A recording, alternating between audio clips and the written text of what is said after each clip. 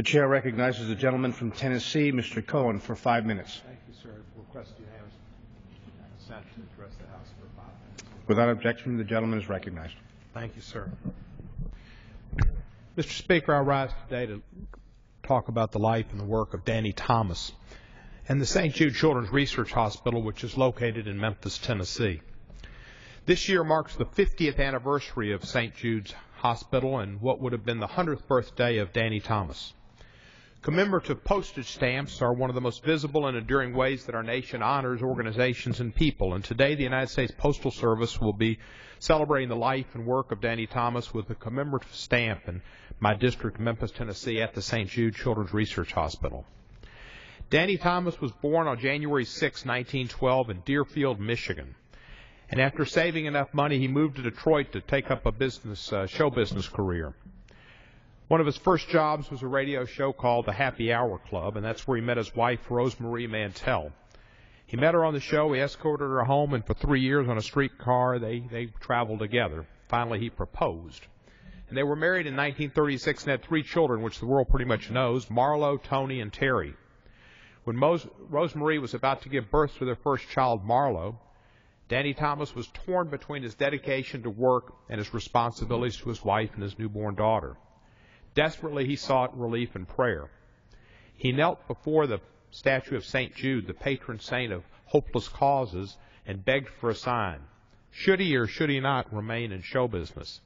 He promised that if St. Jude showed him the way, he would erect a shrine in his honor. Danny went on to become one of the best-loved entertainers of his era, starring in many TV shows and movies. From 53 to 64, he received 5 Emmy nominations for a starring role in Make Room for Daddy, winning Best Actor starring in a regular series in 53 and 54. The show also received an Emmy for Best New Situation Comedy in 53 and Best Situation Comedy in 54, and he produced comedy programs, The Dick Van Dyke Show, The Andy Griffith Show, The Real McCoys, and The Mod Squad. But he never forgot his promise to build a shrine to St. Jude. He had conversations with his close friend, mentor, a native of Tennessee, the Archbishop of Chicago, Cardinal Samuel Stritch. Cardinal Stritch was the cardinal in Toledo when Danny Thomas was in church, and they became close. And Cardinal Stritch, who served time in Memphis at St. Patrick's Church after he was in Nashville, which was his home, he told Danny that the shrine to St. Jude should be a hospital where children should be cared for regardless of race, religion, or ability to pay. And he told him that hospital should be in Memphis, Tennessee. Cardinal Stritch was a great man for many, many reasons, but this was one of them, the creation of St. Jude Children's Research Hospital with Danny Thomas.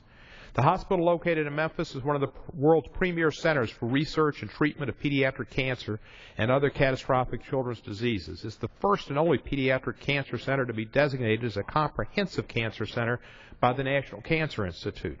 Children throughout the United States and around the world come to Memphis in the doors of St. Jude for treatment. Thousands more have benefited from its research, which is shared freely with the world global community. No child is denied treatment because of ability to pay. The hospital has developed procedures that have pushed the survival rate for childhood cancers from less than 20% when the hospital opened to 80% today. It ranks as the #1 children's cancer hospital in the United States by U.S. News and World Report. The first completely integrated hospital in the South, a condition demanded by both Danny Thomas and Cardinal Stritch. Black doctors treated white patients, and white and black patients were together in the same rooms. As one of Memphis's largest employers, St. Jude has more than 36 employees, supported by a full-time fundraising staff of almost 900 at ALSAC, which is the American Lebanese Syrian Associated Charities. The Shadiak family has a great history in running that charity. ALSAC St. Jude, the fundraising organization of St. Jude, is the 3rd largest health care charity in America and raises money solely to support St. Jude. Danny Thomas was presented with a Congressional Gold Medal in 1983 by President Reagan in recognition of his work with St. Jude Children's Research Hospital. He died in 1991 at the age of 79. His great accomplishments and altruism make him an American hero worthy of the honor of a commemorative stamp imports. His life perfectly illustrates how the American dream can be within the reach of anyone, even an immigrant son of Lebanese parents with a humble upbringing. Mr. Thomas was an extremely compassionate man who certainly deserves nationwide recognition for his dedication to St. Jude and the children that the hospital has helped over these 50 years. To this day, Danny Thomas is still a part of every child's experience at St. Jude. Children rub the nose of Danny's statue for good luck prior to every treatment, sure proof that he will always be a source of hope and inspiration. I was pleased to support this effort by leading a letter to Postmaster General Patrick Donahue, and I commend the United States Postal Service for selecting Danny Thomas. I urge everyone to contribute and to visit the St. Jude Children's Research Hospital. I congratulate St. Jude and the family of Danny Thomas for all they do for children in the world. Thank you, Mr. Speaker. I yield the balance of my time.